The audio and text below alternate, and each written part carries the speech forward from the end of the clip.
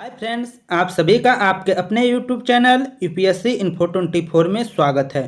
तो दोस्तों, हम उम्मीद करते हैं कि आप सभी लोग स्वस्थ होंगे और खुश होंगे।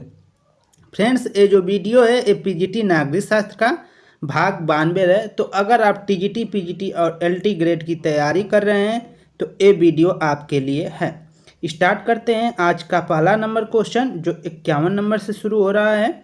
क्वेश्चन है फ्रेंड्स, निम्न में से किस देश में संसदीय और अध्यक्षीय तरह की सरकारों का सम्मिश्रण विद्यमान है? निम्न में से किस देश में संसदीय और अध्यक्षीय तरह की सरकारों का सम्मिश्रण विद्यमान है? तो ऑप्शन 1 है ब्रिटेन, ऑप्शन 2 है फ्रांस, ऑप्शन 3 है संयुक्त राज्य अमेरिका में और ऑप्शन 4 है चीन में। तो आंसर जो हो जाएगा दोस्तों, 2 सही हो जाएगा फ्रांस में। आंसर क्या हो जाएगा? 2 सही हो जाएगा। फ्रांस में विद्यमान है संसदीय और अध्यक्षीय तरह की सरकारें।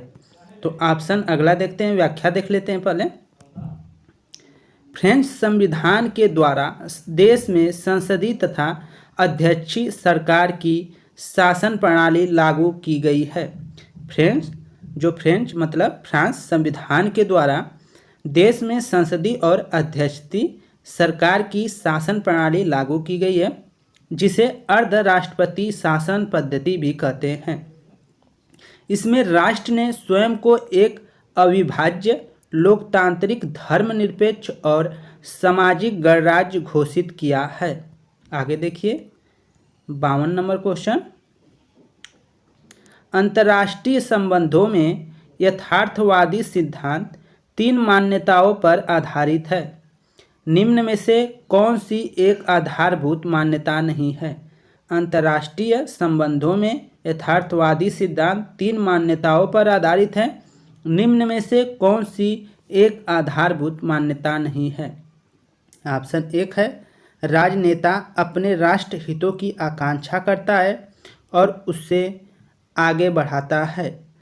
2 है राष्ट्रीय हितों के लक्ष्यों को पूरा करने में राजनेता नैतिक सिद्धांतों को ध्यान में रखता है। 3 है प्रत्येक राज्य का बहुराष्ट्रीय हित उसके प्रभाव के विस्तार में निहित है। और 4 ऑप्शन है राज्य अपने हितों के संरक्षण और संवर्धन के लिए अपनी शक्तियों अथवा प्रभावों का प्रयोग करता है। तो आंसर कौन सा सही हो जाएगा? तो 52 का जो आंसर हो जाएगा दोस्तों, वो 2 सही हो जाएगा। बी मतलब 2 नंबर सही हो जाएगा। राष्ट्रीय हितों के लक्ष्यों को पूरा करने में राजनेता नैतिक सिद्धांतों को ध्यान में रखता है। ऑप्शन 2 सही हो जाएगा। अगला क्वेश्चन, व्याख्या देखते हैं पहले। अंतर्राष्ट्रीय संबंधों में यथार्थवादी सिद्धांत 3 मान्यताओं राज्य नियंत्रण, अस्तित्व तथा स्व सहायता पर आधारित है, जिसका मुख्य उद्देश्य राष्ट्रीय हित सुनिश्चित करना है। इसमें राजनेता के नैतिक सिद्धांतों को सम्मिलित नहीं किया जाता है। आगे देखिए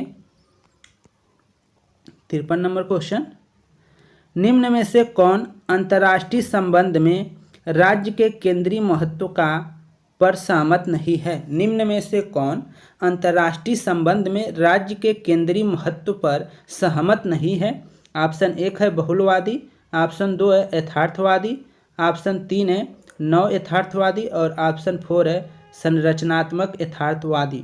तो 53 का जो आंसर हो जाएगा दोस्तों, वो 4 सही हो जाएगा, संरचनात्मक यथार्थवादी। तो क्वेश्चन था कि निम्न में से कौन अंतर्राष्ट्रीय संबंध में राज्य के केंद्रीय महत्व पर सहमत नहीं है? तो आंसर हो जाएगा संरचनात्मक यथार्थवादी। व्याख्या देख लेते हैं। संरचनात्मक यथार्थवादी अंतर्राष्ट्रीय संबंध में राज्य के केंद्रीय महत्व पर सहमत नहीं है। इसके अनुसार अंतर्राष्ट्रीय संरचना की प्राकृतिक उसके आदेश, सिद्धांत, अराजकता मतलब विकेंद्रीकरण और क्षमताओं के वितरण के द्वारा परिभाषित की जानी चाहिए। आगे क्वेश्चन 54 नंबर, निम्न में से कौन नव उदारवाद का प्रमुख तर्क नहीं है? निम्न में से कौन नव उदार का प्रमुख तर्क नहीं है? तो इसका जो आंसर हो जाएगा दोस्तों, 2 सही हो जाएगा। वर्ण के पराशर को मजबूत करने के लिए सक्षम कार्य संसाधन व्यक्तियों और समूह को प्रदान किए जाने चाहिए। ऑप्शन 2 सही हो जाएगा 54 का। व्याख्या देख लेते हैं आपका। व्याख्या है, अंतर्राष्ट्रीय संबंधों में नव उदारवाद से तात्पर्य एक ऐसे देश का लक्ष्य दूसरे देश के से सापेक्ष लाभ के बजाय पूर्ण लाभ सुनिश्चित करना होता है। उपयुक्त कथन 2 नव उदारवाद का तर्क प्रस्तुत नहीं करता है। तो ऑप्शन जो 2 है वह आपका सही है। अगला क्वेश्चन 55 नंबर। सरकार का प्रथम व्यवस्थित वर्गीकरण प्रस्तुत है। सरकार का प्रथम व्यवस्थित वर्गीकरण प्रस्तुत किया है। किसने किया है ये बताना है आपको। ऑप्शन 1 है अरस्तु, ऑप्शन 2 है प्लेटो, ऑप्शन 3 है सेक्रेटिज, ऑप्शन 4 है मॉन्टेस्क्यू। तो आंसर जो हो जाएगा दोस्तों पहला सही हो जाएगा, अरस्तु फर्स्ट नंबर सही हो जाएगा। अगला क्वेश्चन व्याख्या देखते हैं। सरकार का प्रथम वर्गीकरण अरस्तु ने किया है। उन्होंने इसका वर्गीकरण पॉलिटिक्स के तीसरे भाग में किया है, जो इस प्रकार है, राजतंत्र, कुलीन तंत्र, प्रजातंत्र। आगे देखिए 56 नंबर क्वेश्चन। मैक्स वेबर का कार्य सकेंद्रित है। मैक्स वेबर का कार्य सकेंद्रित है, किस पर केंद्रित है ये बताना है आपको। ऑप्शन 1 है राज्यों के संविधान पर, विधिक संरचना पर, सरकार की वैधता पर, सरकार के प्रकार पर। तो आंसर जो हो जाएगा 56 का वह 3 सही हो जाएगा, सरकार की वैधता पर। व्याख्या देखते हैं। मैक्स वेबर का सिद्धांत सरकार की वैधता पर आधारित है। इसके साथ ही उसने नौकरशाही को प्रशासन की एक ऐसी व्यवस्था माना है जिसमें निम्नलिखित विशेषताएं होनी चाहिए, जैसे विशेषज्ञता, निष्पक्षता और मानवतावाद का अभाव। आगे देखिए 57 नंबर क्वेश्चन। निम्न में से कौन सी एक विशेषता यूएसए और भारत की संघ राज्य पद्धति की समान विशेषता नहीं है। ऑप्शन 1 है केंद्र और राज्यों में शक्तियों का वितरण, सर्वोच्च न्यायालय का अस्तित्व, न्यायिक संगठन के 2 समुच्चय, लिखित संविधान। तो दोस्तों जो इसका 57 का आंसर हो जाएगा वह 3 सही हो जाएगा, न्यायिक संगठन के 2 समुच्चय। ये जो है विशेषता नहीं है, दोनों की समान विशेषता नहीं है। व्याख्या देखते हैं। भारत और संयुक्त राज्य अमेरिका की शासन प्रणाली में कई समानताएं होने के बावजूद कुछ जो विभिन्नताएं हैं अभी भी विद्यमान है। जैसे भारत में एकल न्यायिक व्यवस्था, जबकि यूएसए में दोहरी न्यायिक व्यवस्था कार्यरत है। भारत में एक नागरिकता भी है और वहाँ पे दोहरी नागरिकता भी है, ये भी ध्यान रखेंगे। आगे है 58 नंबर क्वेश्चन। निम्न में से कौन सा एक कथन चीन के संदर्भ में सही नहीं है। कौन सा कथन चीन के संदर्भ में सही नहीं है ये बताना है। सांस्कृतिक क्रांति सफल नहीं हुई, चीन का साम्यवादी दल प्रजातांत्रिक केंद्रवाद के आधार पर संगठित है, चीन का संविधान एक रूप न्यायिक व्यवस्था प्रदान करता है, 4 है चीन में माओ के नवीन प्रजातंत्र के विचार को व्यवहार में लाया गया। तो आंसर जो हो जाएगा 58 का पहला सही हो जाएगा दोस्तों। सांस्कृतिक क्रांति 1964 से 1974 तक सफल नहीं रही, ये आपका गलत आंसर है, बाकी के सब सही हैं। व्याख्या देखते हैं।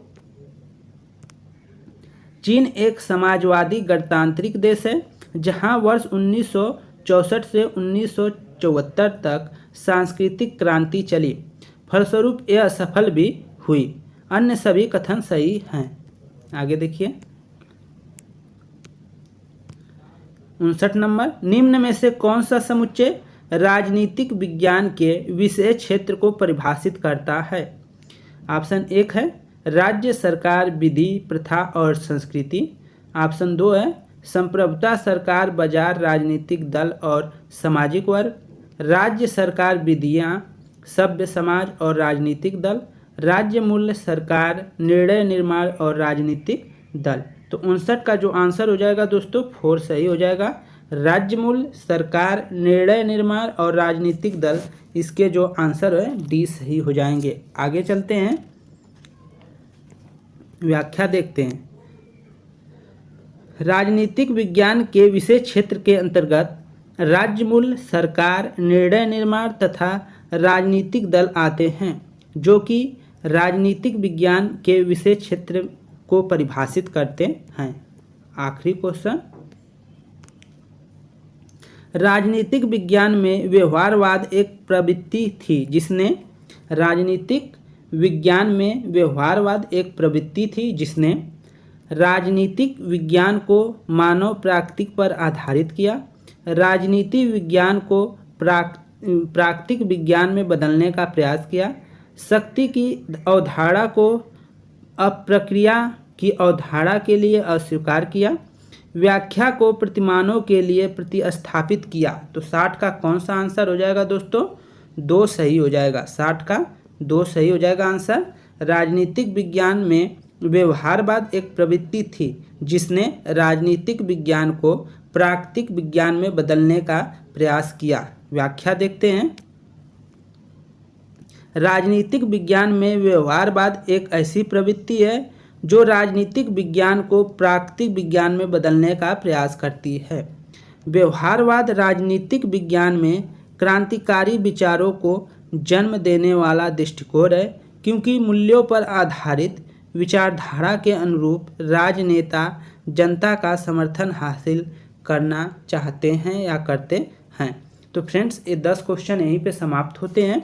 उम्मीद करता हूँ कि ये वीडियो आप लोगों को पसंद आई होगी। तो दोस्त, अगर वीडियो पसंद आई है तो वीडियो को ज़रूर लाइक कर दें, और आप चैनल पे नए हैं तो चैनल को ज़रूर सब्सक्राइब कर लें। दोस्तों, धन्यवाद, नमस्कार, शुभ रात्रि।